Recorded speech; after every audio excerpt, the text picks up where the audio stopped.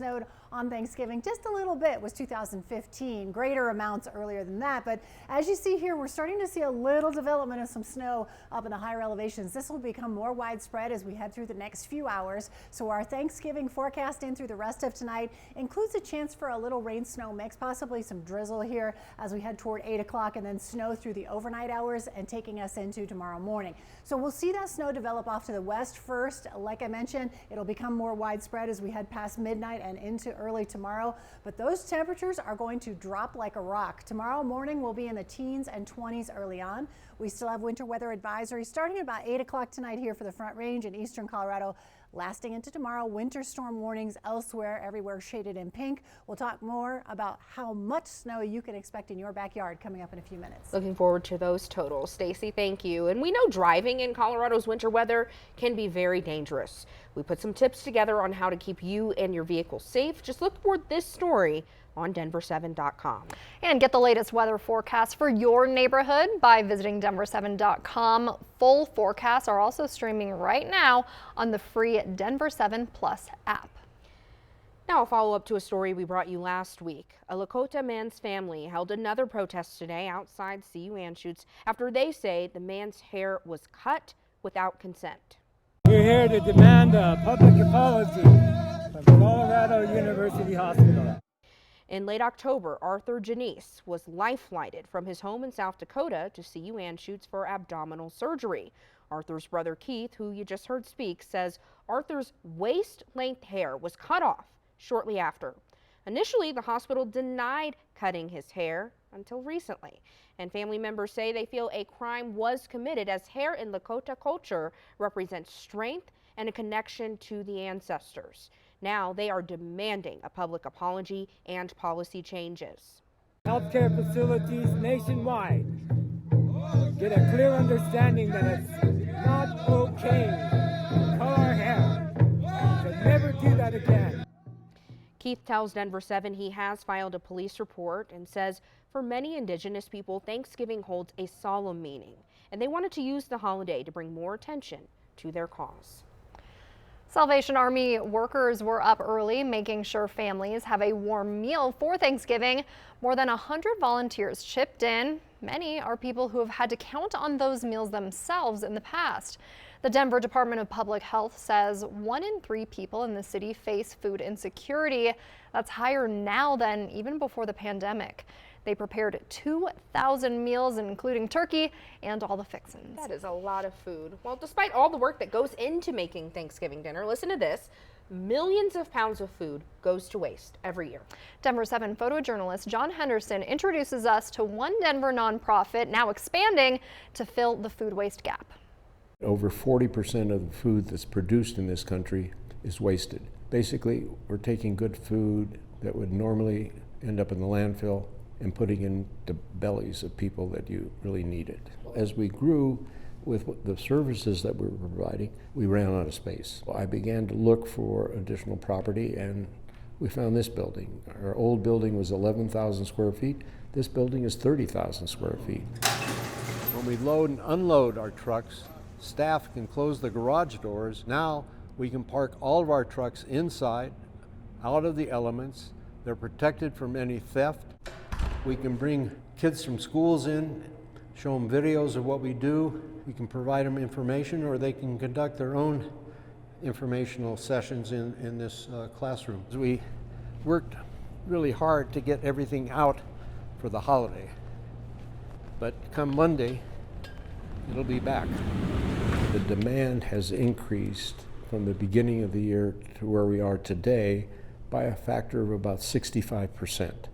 And it's a startling number when you stop to think about that. This year we'll approach providing food to close to 1 million people in the state of Colorado. Unfortunately, there are no days off for hunger. People that are food insecure are hungry most of the time. That's why our task is a continuum one.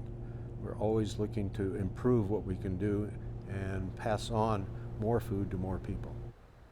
It's important work. We Don't Waste is accepting monetary donations and is also looking for volunteers. You can find more information on their website, wedon'twaste.org. On your next grocery shopping trip, remember, you can help families in need through our Holiday Helpings campaign.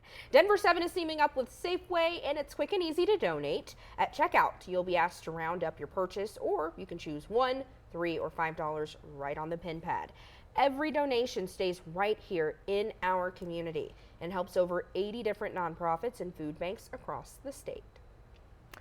Thousands of Denver runners took part in a Thanksgiving tradition this morning. The 50th annual Mile High United Way Turkey Trot was held in Wash Park.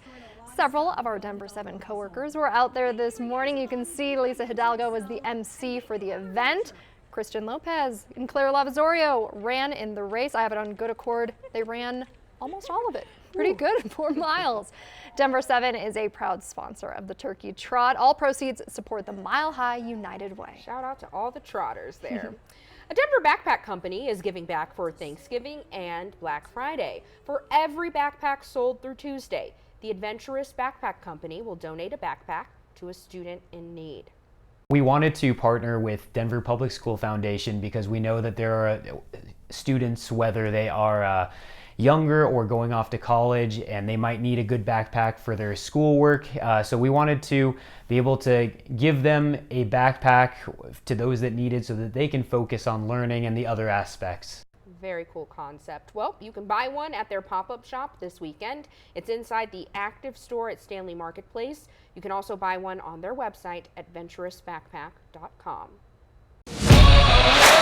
Still ahead from big players Not only did we win the football game, but we really played like we're capable of playing. to fearless leaders. This one for God. We're taking a look back on the iconic moments in Colorado sports in honor of Denver7's 70th birthday.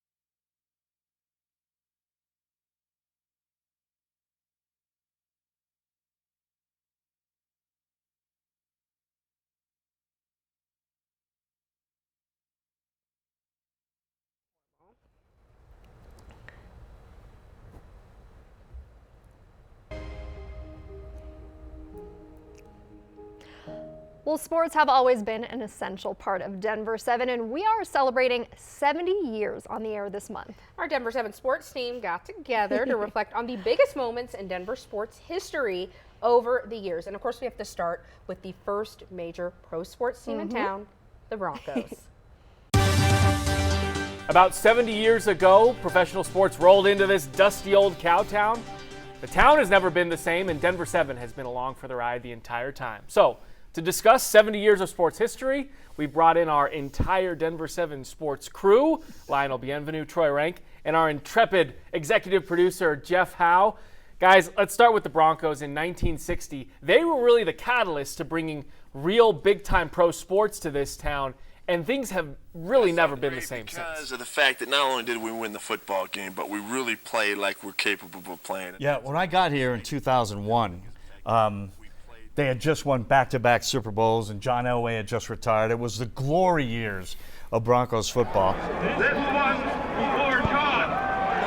And at Denver 7 here, I walked in the door. We started doing Monday Night Live with Ed McCaffrey. The new stadium was just being christened. Jeff and I were in the Denver 7 newsroom the day that Peyton Manning decided to come to Denver. Actually talking about to go get a quick coffee before the sports guys together. We're sitting there typing, just working on the show. All of a sudden, we get an alert. Manning to Denver. We both jumped out of our chairs and we're like, what? Peyton Manning's coming. The whole newsroom at Denver 7 goes crazy. Yeah. We're on the air for like 6 straight hours. I was at spring training with the Rockies, and Todd Helton was best friends with Peyton Manning at the time, and I was getting so many texts trying to figure out from our Broncos side who was he going to sign with. His SUV, the SUV is now driving to Dove Valley. There he is. And, 2 Super Bowl appearances and 1 Super Bowl championship later. Those are 4 of the best years in Broncos history as well. I still go back and look at my video and I miss it.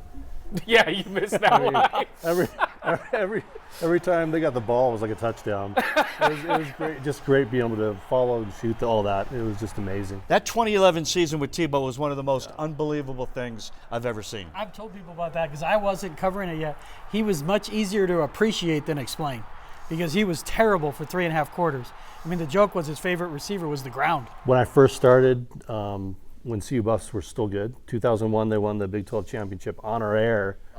We're live in the post game, and the whole team came out to our live shot. That's the way they get it done.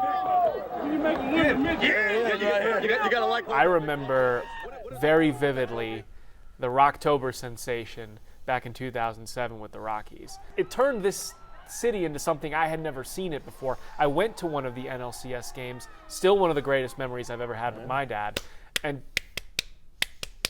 too low. Yes, the Colorado Rockies are going to the World Series. And we were broadcasting live on Denver 7 from a rooftop across from Coors Field when they won that play-in game. And I remember saying, the Rockies have just won, and the camera panned off to the streets in Lodo.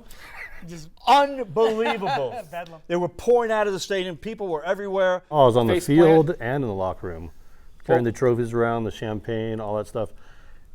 Champagne takes a long time to get off your gear, by the way. Yeah, and it stings in your eyes. Denver 7 was the home of the Stanley Cup champion Avalanche and the home of the NBA Finals champion Denver Nuggets for the first time ever. He came into this world as the son of a coach, but in these playoffs, he became the Lakers' daddy.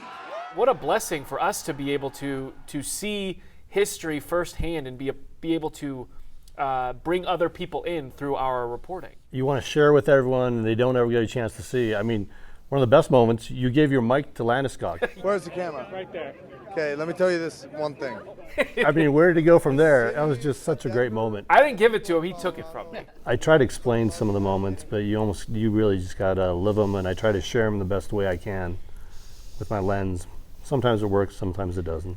That's the coolest part about it. You do really have to experience some of this stuff, but Jeff and all of us really, we spend a lot of time bringing that to you guys and hoping you can feel that as well. We got Coach Prime, we've got Sean Payton, we've got the Avs and Nuggets, we've got the Rapids, we've got the Mammoth, we've got it all here in Denver. So I don't know what the teams are going to do, but it's a blessing for us and Denver 7 to be able to go out every day and cover all these teams, not knowing what they're going to do, but just to be there for all this history that's been made. I think that's the most important thing.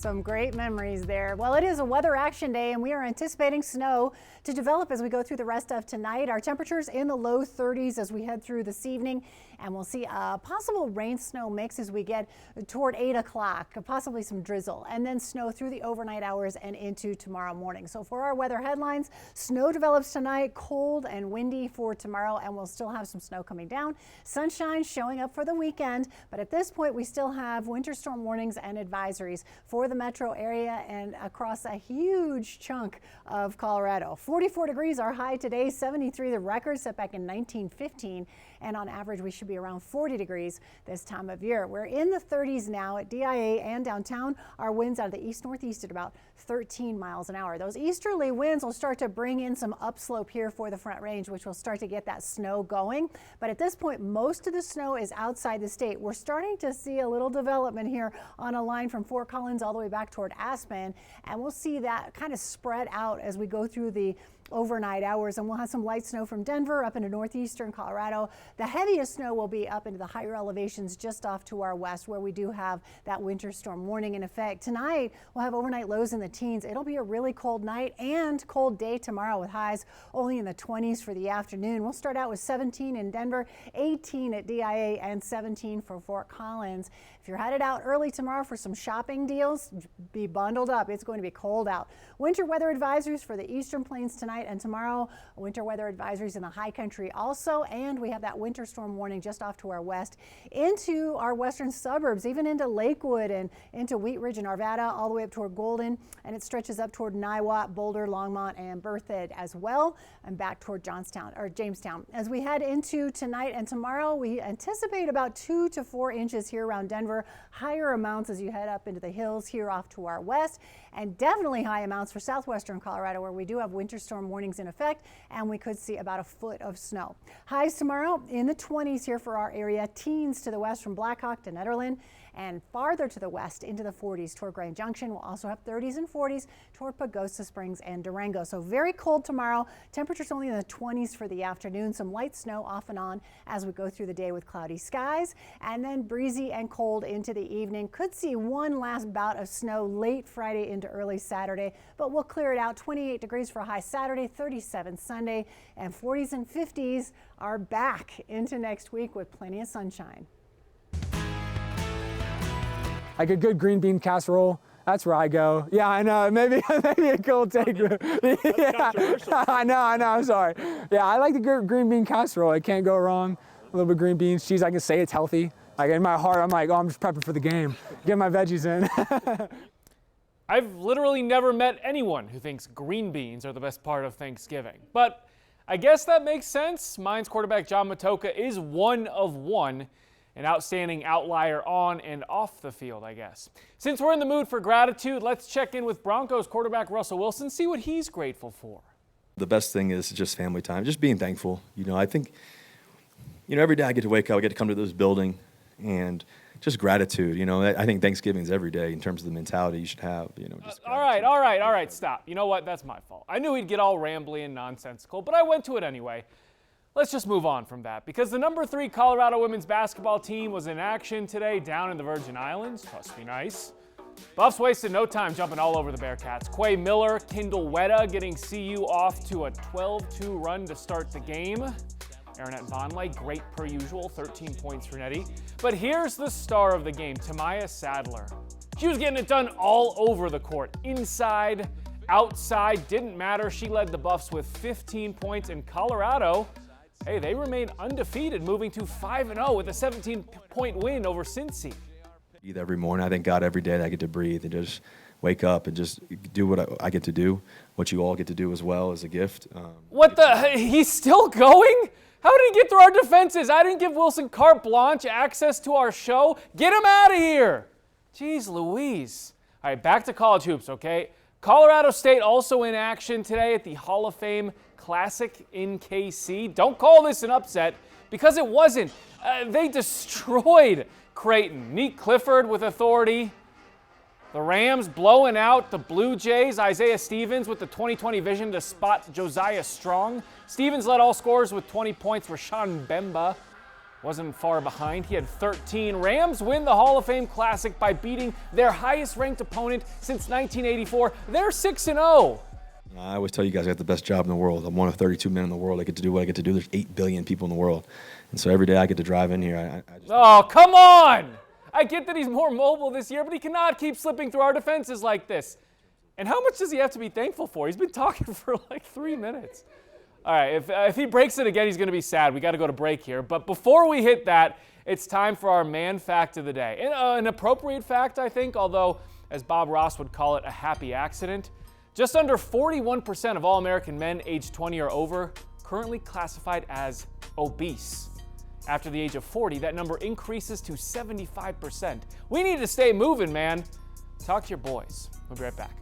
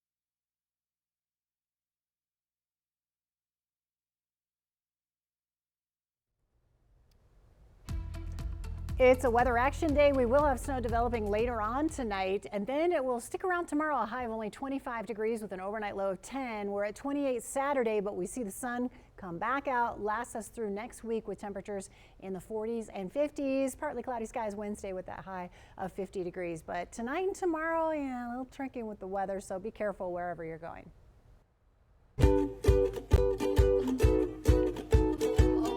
I was not prepared for how cute these were going to be. Oh no. Even critters at the Denver Zoo are chowing down for Thanksgiving, enjoying a healthy spread of hard-boiled eggs, sweet potatoes, peas, and carrots. This is video the zoo shared of their 2 albino raccoons named Cashew and Pecan. Very this appropriate is the day names. for that debate. Pecan? Anybody? Pecan. Denver Zoo is closed for the holiday, but will reopen at 10 a.m. tomorrow. All right, history lesson. Did you know raccoon was once an option for the main course of Thanksgiving dinner at the White House? I know. Exactly 100 years ago in 1923, one was gifted to then President Calvin Coolidge. Of course, he had no appetite to try it, so his wife, Grace, kept her as a pet. Thank you, Grace. Yeah, Rebecca was dubbed the White House raccoon and was pictured frequently with the former First Lady. Fun fact, Rebecca was a bit of a troublemaker and was known to unscrew light bulbs and unpot houseplants. I'm sure among other things. What a way to end this 6 p.m. newscast. Have a great evening.